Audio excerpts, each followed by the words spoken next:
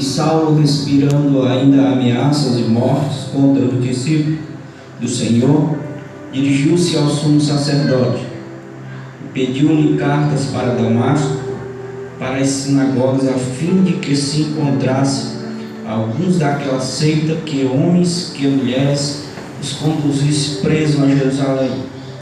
E indo no caminho, aconteceu que, chegando perto de Damasco, subitamente o cercou um resplendor de luz do céu, e caindo em terra ouviu uma voz que lhe dizia: Saulo, Saulo, por que me persegues?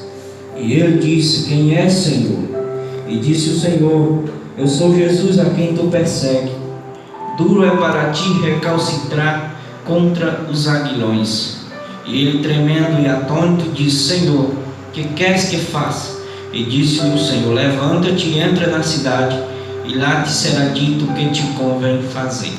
Maravilhoso e eterno Deus, nessa noite, Senhor, nós te louvamos e bendizemos por este dia, por este momento, por esta hora, pela tua palavra, meu Deus, que foi lida agora, Senhor, nessa noite. Que a tua palavra, Senhor, possa penetrar em nossos corações, que o Senhor possa, Senhor, nos usar como uma ferramenta, Senhor, meu Deus amado, diante dos teus olhos. Nessa noite, fala conosco, Senhor, continua falando, em nome de Jesus, nos dá entendimento das Escrituras, em nome de Jesus. Arranca de nós, meu Deus, toda preocupação, tira de nós tudo que atrapalha o Senhor de agir. Nessa noite, meu Deus amado, que o Senhor possa mais e mais nos dar sabedoria do alto, em nome de Jesus. Senhor, eu te peço e te agradeço. Pode sentar, em nome de Jesus.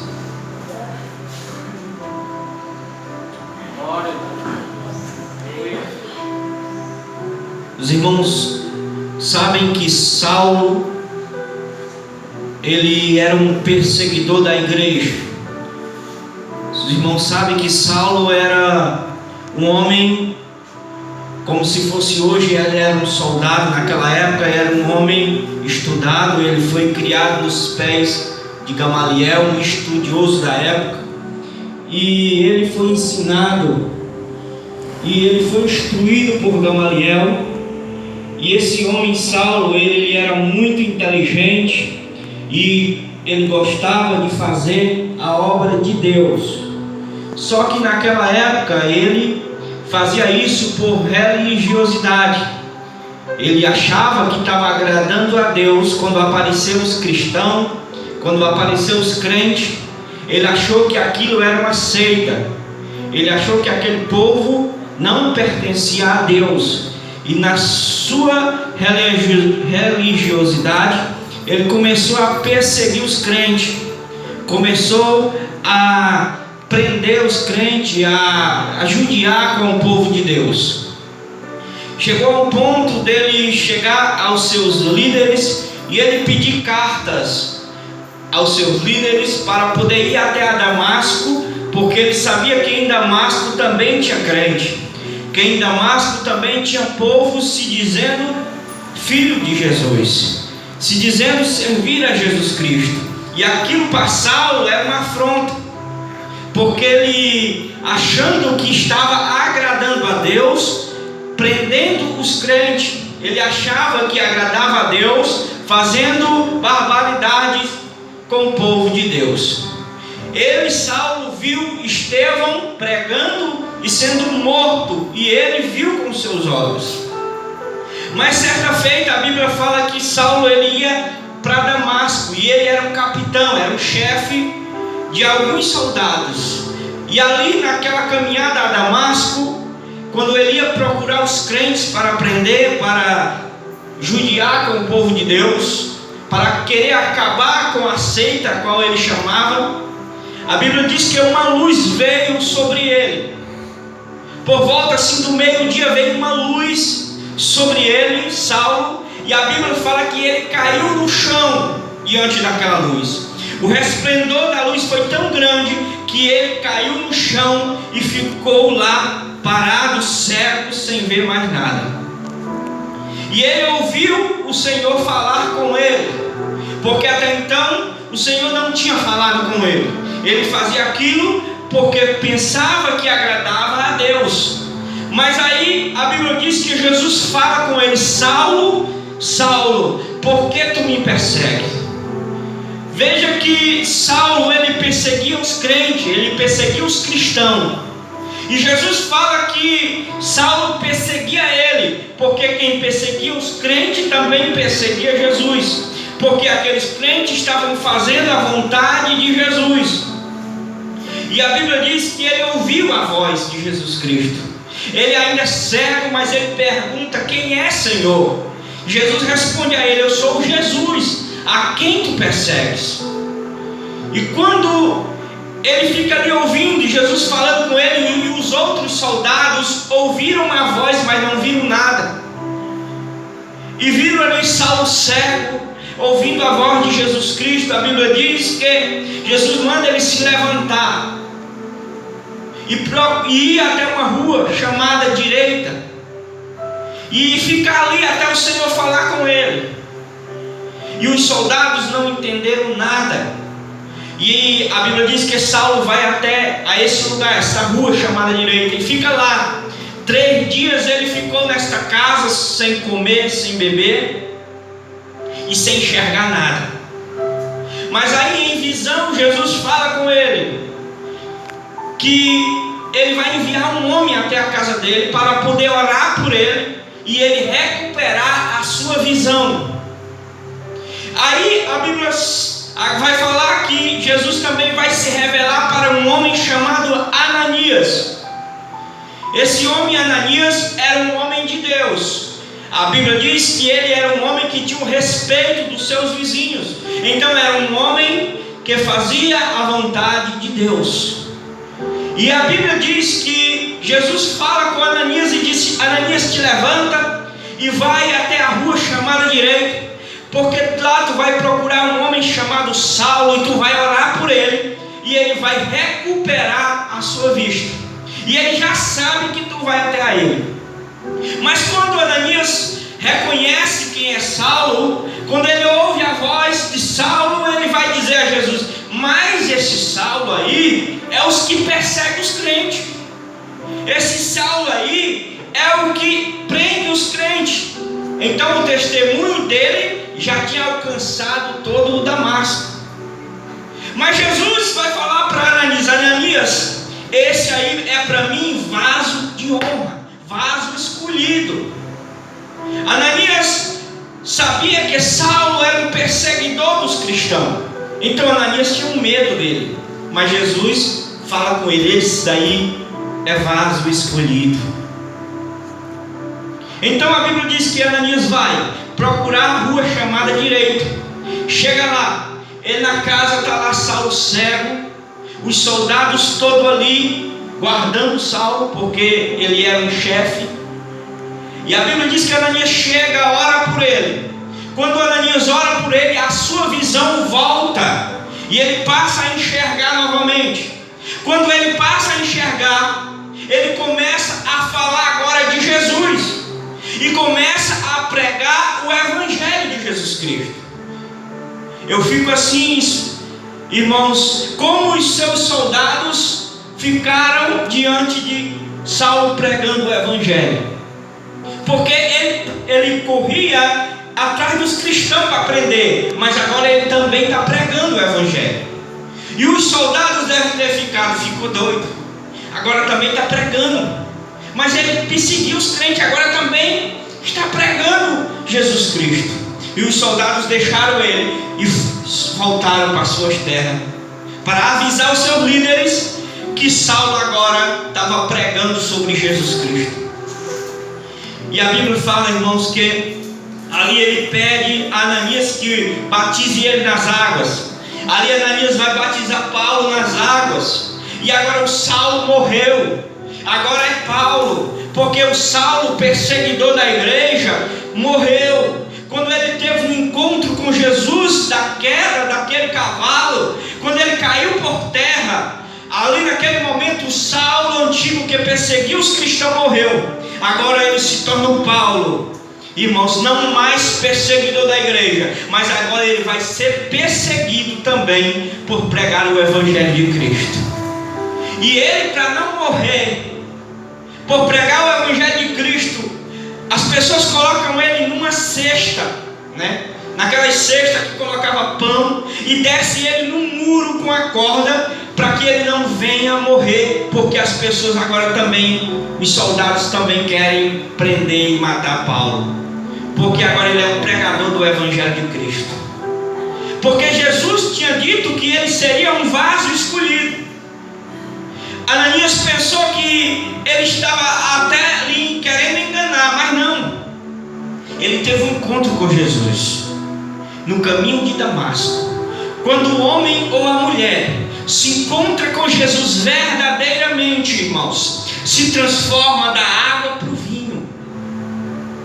Por isso que você vê muitas pessoas dizer: esse daí para ser crente já foi isso, já foi aquilo, já fez isso, já fez aquilo. As pessoas falam muito e agora diz que é crente.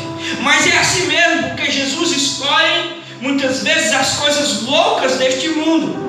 Muitas vezes Jesus pega aqueles que a sociedade não dá nada.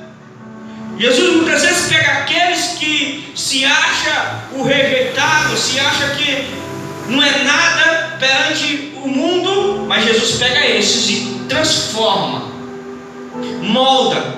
Porque pode prestar atenção, aqueles que se acham bom demais: não, eu não bebo, eu não fumo, eu dou esmola, né? Para que ser crente? Eu faço tudo de bom.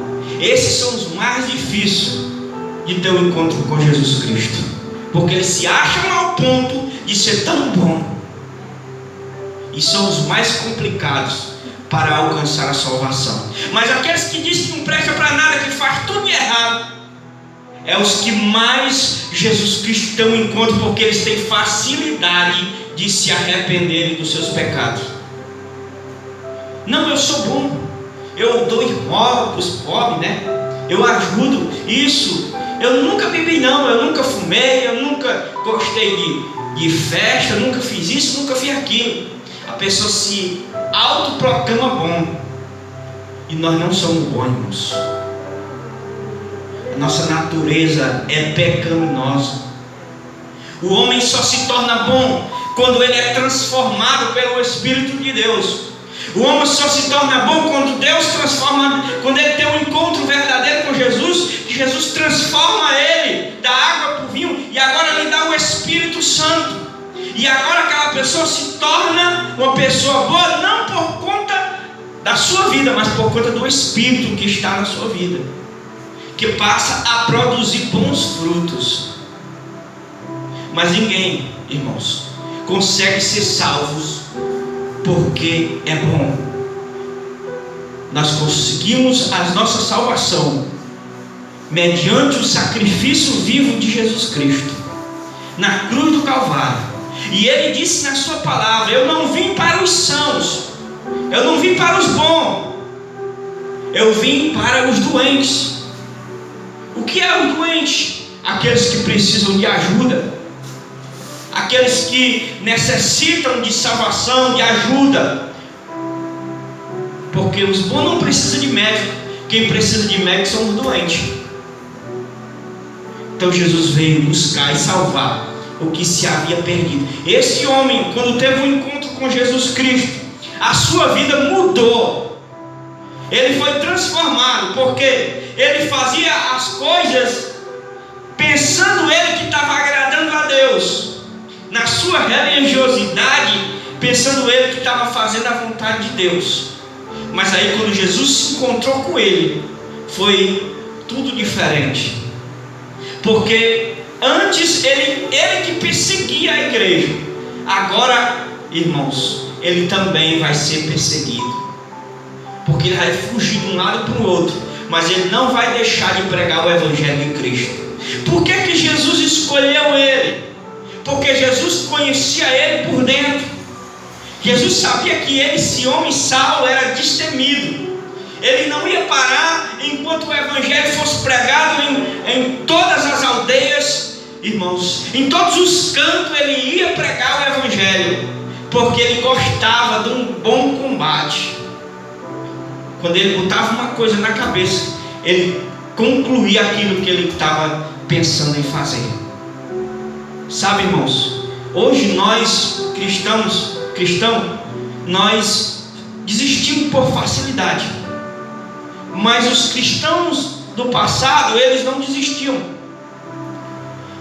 Eles eram açoitados em praça pública, e quando eles eram açoitados por pregar Jesus Cristo, o mesmo Jesus que nós pregamos hoje, eles também pregavam. E quando eles pregavam Jesus Cristo, alguns deles eram açoitados, porque eles diziam que os cristãos estavam pregando uma seita. E quando eles eram açoitados, muitas vezes no meio das praças, pegavam os cristãos e colocavam no meio das praças para todo mundo ver. E ali eles açoitavam, tiravam as vestes, para eles ficar com vergonha. Sabe o que acontecia? Sabe o que os crentes daquela época diziam? Eles se alegravam, eles ficavam tudo alegres, e eles diziam: nós sofrimos por amor a Jesus Cristo. Aí eu te pergunto, se fosse hoje nós, se fosse nós hoje, irmãos, às vezes a gente pensa que é crente, né? Os crentes, irmãos, eles eram açoitados, alguns deles morriam pregando o Evangelho. Foi o caso de Estevão, ele pregando a palavra de Deus com ousadia, e os religiosos da época começaram a apedrejar ele, e apedrejaram ele até a morte. Mas sabe o que ele disse nas últimas palavras dele, pregando a palavra? Eu estou vendo Jesus Cristo do lado de Deus. Quando ele disse isso, os homens pegaram as pedras e tiraram a vida dele, mas ele não negou Jesus Cristo. Hoje, por isso que, irmãos, a igreja, ela está desse jeito, porque hoje não existe mais perseguição. Qual é a perseguição que tem hoje, irmãos? Não tem mais. Hoje a gente tem livre acesso. Hoje nós podemos pregar o Evangelho aonde nós quiser. Aonde você quiser. Se você quiser ir lá para a praça, pegar uma caixa dessa, um microfone, você prega e ninguém te impede. Nós estamos aqui pregando e a lei nos assegura para pregar o Evangelho, e ninguém pode impedir, porque se alguém impedir, a lei está do nosso lado.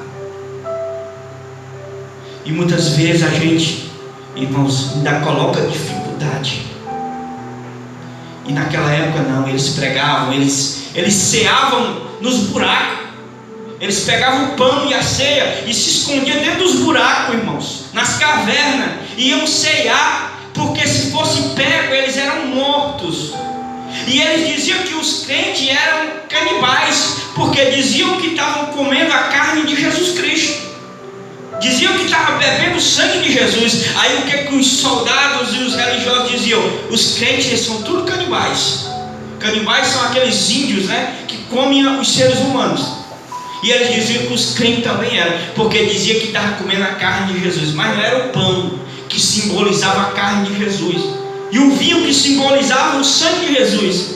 Eles estavam ali ceando, escondido, com medo de morrer, mas eles não negavam Jesus Cristo. E hoje, irmãos, nós temos o livre acesso, e a gente encontra tanta dificuldade, mas a dificuldade é nossa mesmo. Às vezes a barreira é nós mesmos que criamos. A gente cria desculpa para tudo. A gente tem tempo para trabalhar, tem tempo para estar no meio da rua com as bandeiras de político, tem tempo para tudo, mas para Deus a gente não tem tempo, coisa nenhuma. E é um tempo pouco. Eu fico assim imaginando, né?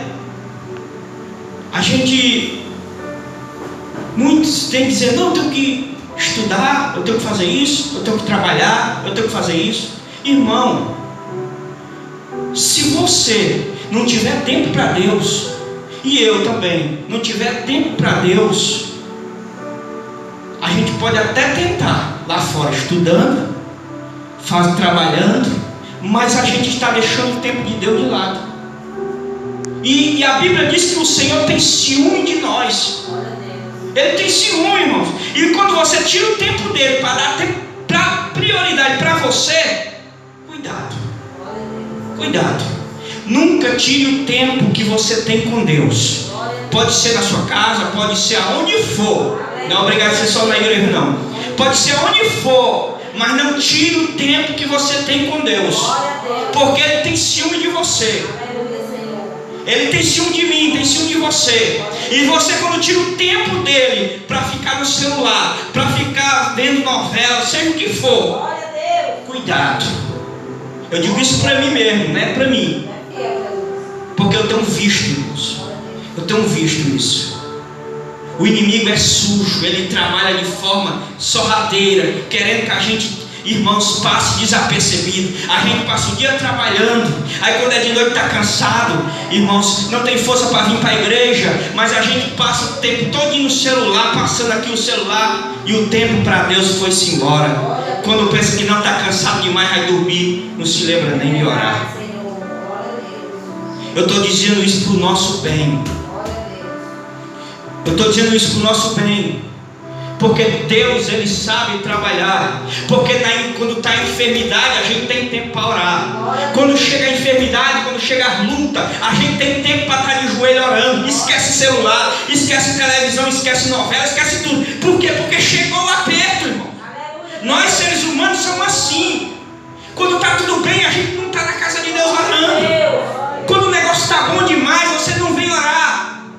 Mas a minha mãe falou nessa noite uma coisa tremenda: como é difícil louvar na hora da luta. Mas é a hora que você tem que louvar. Porque a Bíblia diz que Paulo e Silas estavam presos por pregar o Evangelho, por libertar uma jovem. Eles estavam presos, era para eles estar murmurando, era para eles estar dizendo assim: mas nós estamos pregando o Evangelho de Jesus. Era para eles estar dizendo assim: mas rapaz, Jesus não nos livrou. Por que Jesus não nos livrou? Nós estamos aqui presos. Sabe o que eles faziam? Paulo e Silas, presos, toda açoitado, rasgaram as suas vestes, bateram nele em praça pública, por ele libertar, expulsar o demônio de uma jovem. Essa jovem adivinhava a vida das pessoas. Glória a Deus, aleluia a Deus. E ele, por fazer a obra de Deus, foram presos. Mas ele estava fazendo o quê? Louvando, orando.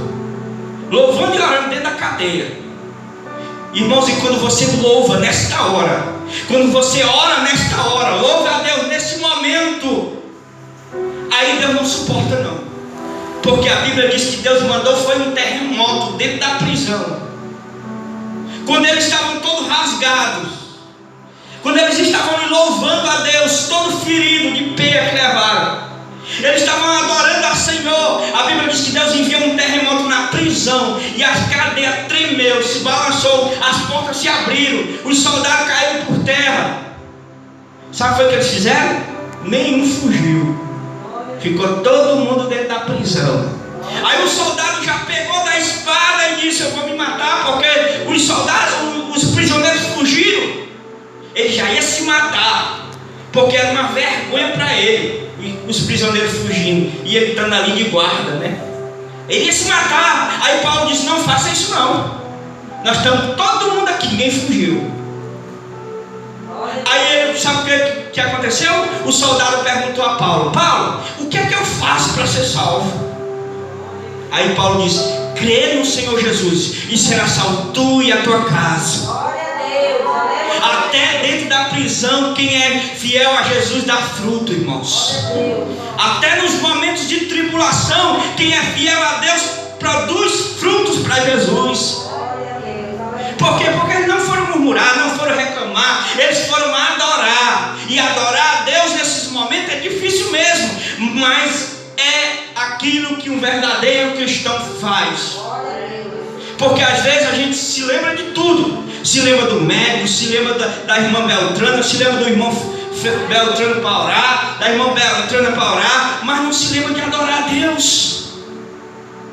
Adore a Deus. Eu sei que é difícil mesmo, mas é nesse momento de dificuldade que as portas do céu é aberta. É nesses momentos de dificuldade que o Senhor abre as comportas do céu. E você vê a diferença, irmãos. Eu já vi cristão que estava com o pé na cova e resolveu adorar, e o Senhor fechou a cova. Glória a Deus. Eu já vi pessoas que estavam com a sentença dada, mas no último minuto da sentença resolveu adorar, e o Senhor mudou o quadro. Glória a Deus. Eu já vi pessoas que o Satanás disse: acabou, terminou, acabou a história. Aí o Senhor disse: não, eu estou só começando a história dele e dela. Por quê? Porque ele resolveu me adorar. Glória a Deus. Oh, Deus maravilhoso. Irmãos, o segredo do crente vitorioso é a adoração.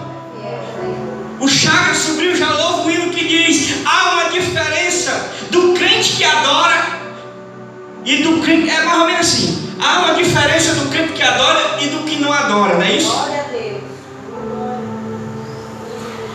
E há uma diferença mesmo. Há uma grande diferença do que adora do que não adora. Porque a Bíblia diz que Herodes, ele morreu porque não deu glória a Deus. Às vezes as coisas é para dar glória a Deus. A Bíblia diz que tudo devemos dar glória. Irmão, está difícil, vai dando glória.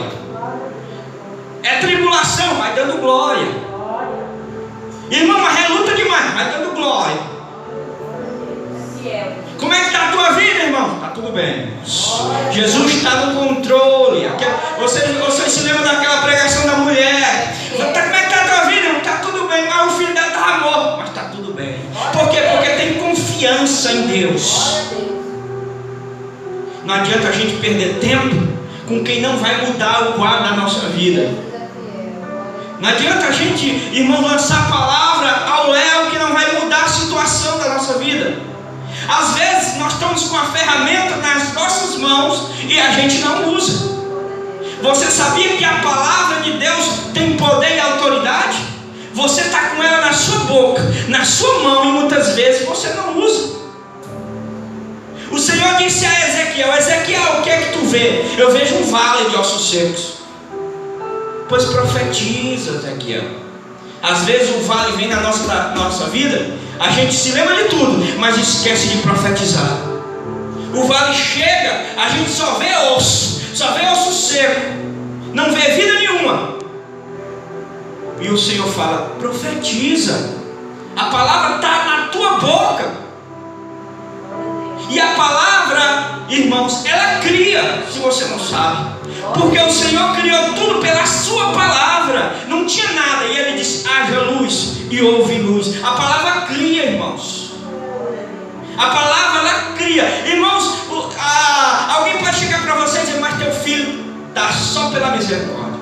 Talvez não passe hoje. Aí você usa a palavra: eu creio que eu e minha casa serviremos ao Senhor Jesus. Aí naquele momento o Senhor pode até fechar a cova, se estava aberta. Glória a Deus. Porque tudo depende, irmãos, da nossa fé. Glória a Deus. Porque eu estava meditando aqui, aquele centurião, quando ele foi buscar ajuda até Jesus, aquele seu servo estava doente, e ele procurou Jesus. Sabe o que foi que Jesus disse? Sabe o que ele disse para Jesus? Que bastava uma palavra de Jesus, só uma palavra, e o seu servo seria curado. Às vezes basta uma palavra, irmãos. Às vezes basta uma palavra vinda do alto, que todo o quadro da nossa vida muda. Uma palavra direcionada pelo Espírito de Deus. Então você tem a palavra no seu coração, na sua vida, e diante das situações que você enfrenta, use a palavra de Deus, porque a palavra é a nossa ferramenta, é a nossa espada, é a nossa arma. Está aqui a tua arma. O crente anda armado, irmão. Está aqui a arma dele, ó. Calibre 66, né? 2 canos. Novo Testamento, Antigo Testamento. Então você tem esta arma, e ela tem poder. Por quê, irmãos? Porque ela é a palavra de Deus, e você tem ela na sua vida. Por isso que o salmista disse assim: eu guardei a tua palavra, Senhor, no meu coração, para não pecar contra ti. Sabe, irmãos, Crente que usa a palavra, ele nunca vai ser um derrotado.